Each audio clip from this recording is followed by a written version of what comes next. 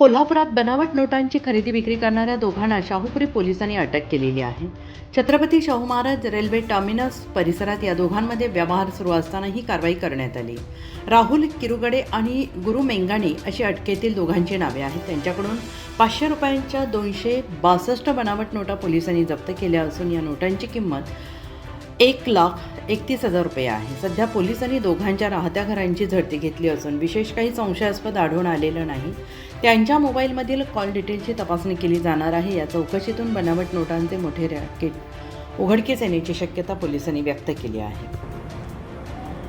काल दिनांक 16 मार्च 2026 रोजी सायंकाळी 7 वाजताच्या सुमारास रेल्वे स्टेशन कोल्हापूरच्या समोर इसम नामे गुरु राजेंद्र मेंगाणे वय 23 वर्ष राहणार गजबरवाडी तालुका निपाणी जिल्हा बेळगाव तसेच राहुल प्रकाश किरुगडे वय 33 वर्ष राहणार नाना पाटील नगर म्हाडा कॉलनी कोल्हापूर यांच्या ताब्यामध्ये 500 रुपये किमतीच्या भारतीय चलन नोटेप्रमाणे हुबेहूब दिसणाऱ्या 1,31,000 रुपये किमतीच्या 262 नोटा ह्या खऱ्या असल्याचे भासून बाजारात विक्री करण्यासाठी आणताना शाहूपुरी पोलीस ठाण्याकडील DB पथकाला मिळालेल्या आहेत.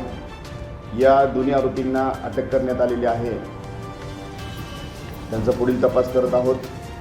या नोटा त्यांनी कुठून आणल्या, छपाई कुठे केली याबद्दलचा तपास त्यांची पोलीस कस्टडी रिमांड घेऊन आम्ही करत आहोत.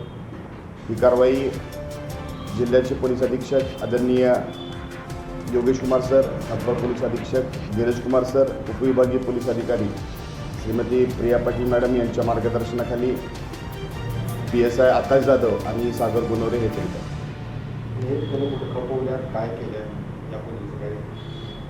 आता त्यांना अटक करण्यात आलेली असून आता रिमांड मुदतीमध्ये त्यांनी या नोटा आणखीन काही बाजारामध्ये आणल्या त्या कसं याबद्दल आम्ही तपास करणार.